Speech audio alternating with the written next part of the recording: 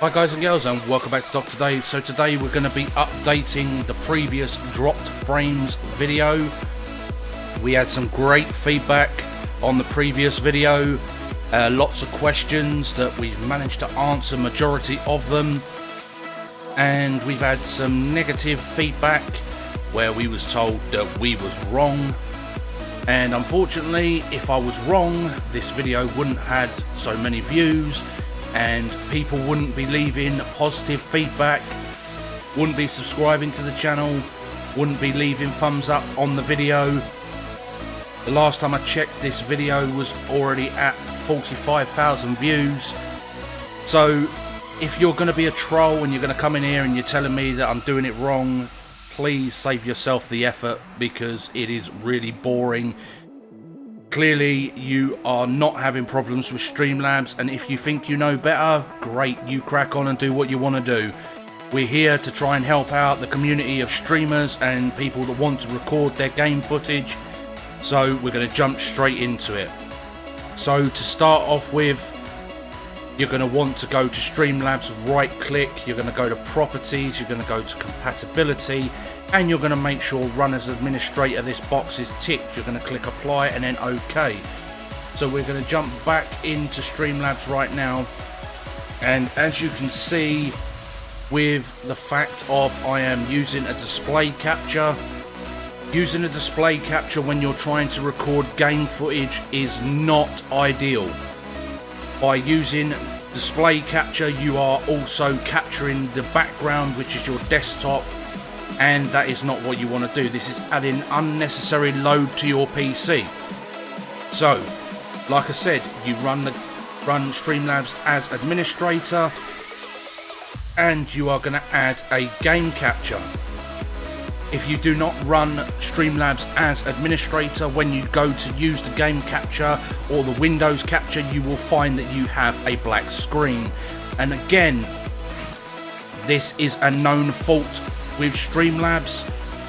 I've spoken to the developers and some of the guys that work alongside Streamlabs to bring you this program, and they have told me that it is a known error. So make sure that you are using administration mode. So next thing, after running administration mode, when you come into the settings and you go to video, you can see here I'm running 1920 by 1080 on the base canvas. I'm also running 1920 by 1080 on the output, which is going directly to the stream or the recording. I'm also running in 60 FPS. My monitors are 60 Hz. So if you are running a 60 Hz monitor, you will only get 60 frames a second, regardless if you are running a FPS counter from Steam, Epic Launcher, or wherever you are using this frames counter. The only problem is, yes, it will tell you that your graphics card is punching out over 100 frames if you have a decent graphics card, but your eyes are not seeing it, because the refresh rate on your monitor at 60 Hz is only 60 frames a second. So when people come to me and they say, I want to run my game at 100 plus frames, why? You're putting an unnecessary load on your graphics card, when the end result is that your screen is only 60 Hz and Streamlabs will only allow you to go up to 60 frames a second. If you're running a 120 Hz monitor, then you can run up to 120 frames, but the only problem is you as the user will only see it, because like I said, Streamlabs does not allow over 60 frames. So your stream will still be getting 60 frames, you may be getting 120 your end. If you're on a 120 Hz monitor, you'll get up to 120 frames a second. So I hope you guys understand that. If you're running a 50 Hz monitor, the viewer, i.e. yourself, are only seeing on your screen 50 Hz, because that is the refresh rate. 60 frames is for 60 Hz, 120 frames if the graphics card can keep up with 120 Hz monitor. So that is where the limiting factor is. So my suggestion to you is, if you are running a 60 Hz panel, use VSync. VSync will lock the frames to the hertz of the monitor, which will give a smoother stream. Every game I play, I mean, I'm running an i9 9900K and a 2080 Super with 32 gigs of RAM. I still only run my games in medium settings, and I only run with VSync turned on. The reason why I do this is because I don't want to add unnecessary stress to my graphics card and my CPU, making them hotter than they need to be. And also, I am trying to match what Streamlabs is putting out. So Streamlabs is putting out 1920 by 1080, and it's also putting out 60 frames. So I am going to make my computer match what the stream is seeing for a seamless stream. No lags, no glitching, no dropped frames, etc. So, like I said, 60 Hz monitor, turn on the VSync, run it at 60 frames, because you're missing the rest of the frames. The counter will say, I don't know, 100 to 120 frames. But, like I said, because you're running a 60 Hz panel, you're not going to see the extra frames anyway. Do not put your computer under any extra stress that you don't need to put it under. Like I said, I run every single game that I play in medium graphics. When I play things like Euro Truck or Formula 1, I only have the mirrors on high or ultra, so when I have another vehicle coming up the side of me, the mirror is the best part of the image, so I can see clearly what is coming up in the mirror. So like I said, 60 Hz panel, run VSync and run 60 frames. If you're still dropping frames at this point, then you turn it down to 30 frames. If you're still dropping frames after you've turned it down to 30 frames, turned on the VSync, then you are going to want to change your output resolution down to 720. And a lot of people are screaming at the computer right now, or the phone or the tablet, going, you're wrong, you're wrong. But what you've got to remember is, in this day and age, a lot of viewers are watching on a mobile phone, or they are watching on a tablet. They're not watching on an Uber-sized screen that is like 50, 60, 70, up to 100-inch TV. They are watching on a mobile phone or a tablet. So they are not going to notice the difference between 1080 and 720 on a tablet or a phone. If it smooths out your stream and your stream is going out to the viewer at a smooth, steady pace, and they're not getting any jitter or lag or drop frames, etc., they are more than likely going to stay in your stream if you are entertaining. You know, it's all part of being a streamer or a content creator. You need to be entertaining, your video feed needs to be smooth, and your audio feed needs to be good. 9 times out of 10, if your video feed is good and your audio is terrible, they are going to leave the stream because they can't understand a word you're saying and they can't hear the gameplay. I've been a streamer myself for nearly 5 years. You know, this channel is only about 3 years old, but I have been streaming on other channels. I've also been over on Twitch and Mixer as well. I don't use them platforms anymore, I just concentrate on my Dr. Dave channel. I am trying to help you guys get the best stream possible so the viewer is entertained and they are seeing a nice smooth stream. If your computer is not up to the task, turn the settings down, guys. Don't sit there and have a shit fit about it and say, oh, I want to run in 120 frames. If it's not physically possible and your computer's taking a poo every time that you try this, listen to what I'm saying. I'm trying to help you. I've been a content creator for, like I said, nearly 5 years now. And everything that I've learned from Streamlabs and tinkering with Streamlabs, I'm now trying to put forward to you so you can then give the best experience to your viewers to help your channel grow. So like I said, VSync turned on in games is a must. 60 FPS if your computer can handle it, 30 if not. 1080p if your computer can handle it, if not 720.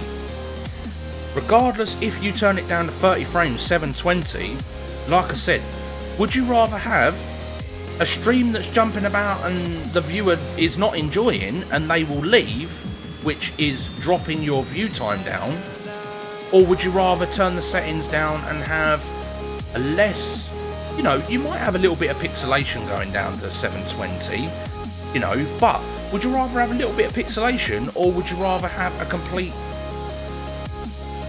crap stream? You know, like, I don't know how to explain it any other way. If your computer's not up to the task, turn the settings down.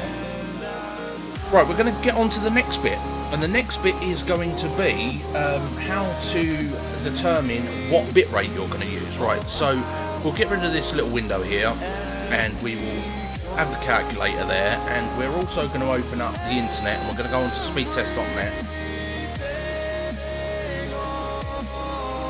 We're going on to speedtest.net, and up here there's a little settings cog, so click this little settings cog, and you're going to change from Mbps, which is megabits per second, to kilobits per second, and then you're going to hit the go button. My internet's pretty stable because there's nobody else using the internet. You know, my daughter's got a tablet that she uses, but she doesn't use up a hell of a lot of internet. She's just watching YouTube videos on YouTube Kids. So, you know, like for me, I get the whole of the internet practically to myself. I am running directly from the router into the PC. All three PCs that I've got are all wired, so I'm getting the best connection directly to the computer. If you have a, you know, if your internet is quite bad, then, you know, either think about running a wire from the router to the PC or laptop or whatever you're using. You can go up to 50 feet without having any internet drop through the cable. So as you can see here, we got 18,783. So we're going to right click, copy this, and then we're going to open up the calculator. We're going to right click, we'll paste that into the calculator, and then what we do is we hit the divide button and we divide it by 3, and there is what you get. So as you can see, 6,261. So you scrap the rear part of the number and you would put in 6,000 for your bitrate. Remember, if you are streaming over on Twitch, you can only use up to 5,000 unless you are a partner with Twitch. Over on YouTube, it is pretty much unlimited, but you do need to take into consideration your internet speeds by doing what I've just done.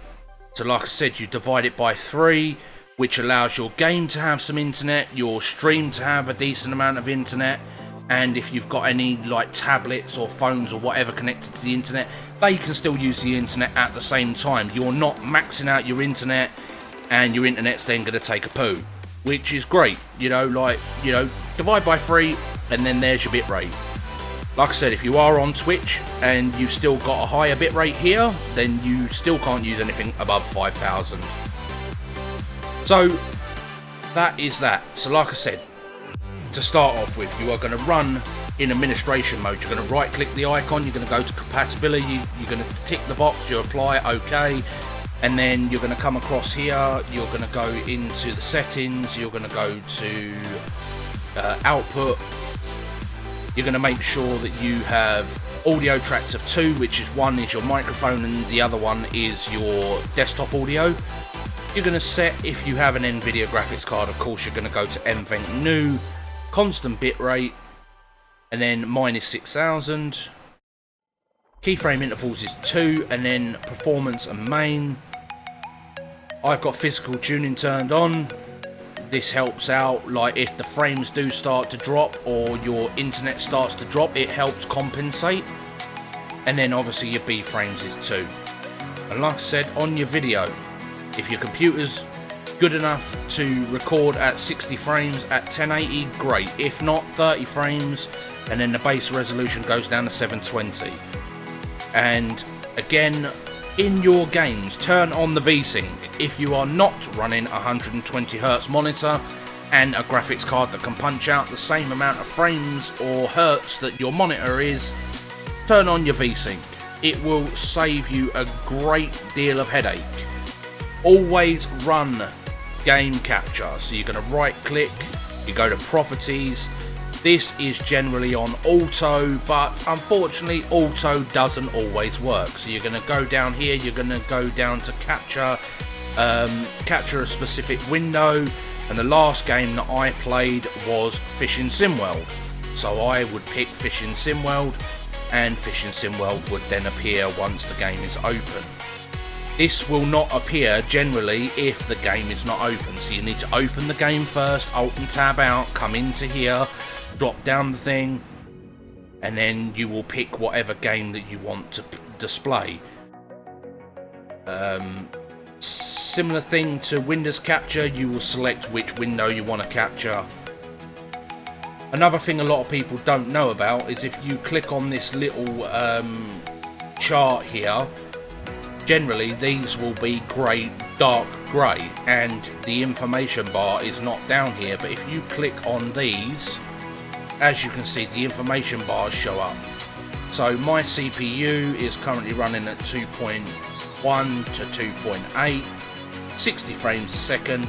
Then it will come up here and it will tell you if you've dropped any frames, and it will also tell you what bitrate you're running at. Sometimes the bitrate will go above what you are on. Sometimes it would dip down below. As long as this is not going red and this isn't going red, then you know that your stream is silky smooth.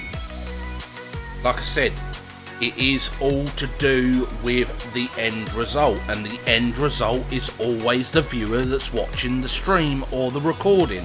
So if you're putting out shit content, then unfortunately the viewer's not going to watch. They will leave the stream, they will leave bad feedback, they will leave a thumbs down, and your channel will not grow. I would rather turn my settings down in Streamlabs if my computer wasn't up to par, and give them a stable stream compared to trying to ram the bitrate through the roof, the FPS at 60 FPS, and the output at 1080p. I'd rather turn it down to 720, 30 frames, and drop the bitrate. You know, I'd rather drop my bitrate down. You can drop the bitrate down as low as 2500, but if you're playing a fast-paced game, racing, I don't know, PUBG or Fortnite or something like that, where there's a fast-paced movement on the screen, then 9 times out of 10 you will get pixelation if you go down that low in bitrate. But if you follow all the steps that I've told you in this video, all of your dropped frames issues should go away. Your game capture will start working again. You will not be putting extra stress onto your computer by running it in display capture, and hopefully everything should settle down for you. If you have any issues after this, feel free to contact me. Either drop me a comment below the video, or feel free to join the Discord. The Discord link will be below the video in the description, so feel free to come along and join the community. We're always looking for new players to play the games that we play. We also have the DDL trucking company. If you do play Euro Truck, feel free to come and join us. But that's going to be it, guys. Thank you very much for watching, and as always, I've been Dr. Dave. You guys have been amazing, and we will catch you on the next one. Bye for now.